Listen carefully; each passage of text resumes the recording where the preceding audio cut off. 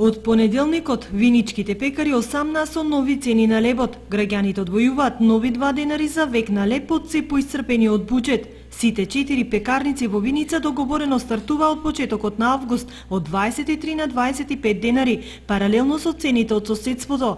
И лебот на жито орисе со цена од 25 денари. Единствено конкурентни со пониски цени се лебовите на жито лукс 22 денари.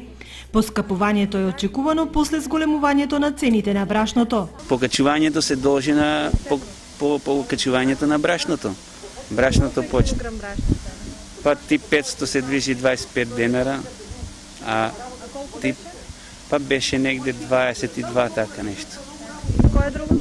И тип 400 е 29, 26, значи за 2-3 денара. А цените на брашното ги диктираат резервите од жито кој годинава сушата драстично ги намали. Во просек половина тон помалку по хектар за разлика од лани, но производителите прилично задоволни од откупната цена. Према годината и квалитето. Колку од хектар? Од декар? Па на половинта од лани. Задоволни сте од цена? Па задоволно, како за сите, така и за нас. Субвенции нешто искористивте за житото? И субвенции земаме, па и за жито, и за ечмен, за тие работи, за чиничка.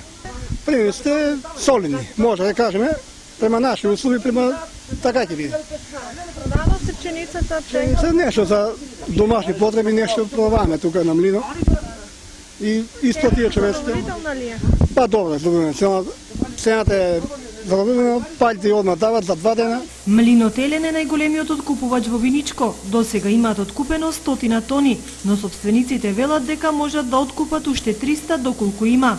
Намали откупот, па валјда од приносите, нешто се намалени приносите за разлика од ланската година. Цената 14 денари, исплатата е веднаш, денес откупуваме, утре исплаќаме на трансакциона сметка. Останатите млинови вршат исклучиво компензација, а само Виница годинава произведе околу 1.000.000 тони пченица, која според познавачите се уште се чува во амбарите заради најавите од дефицит и очекување на повисоки цени. Спасот од очекуваните уште повисоки цени и на лебот најверојатно ќе се бара во традиционалниот домашен леб.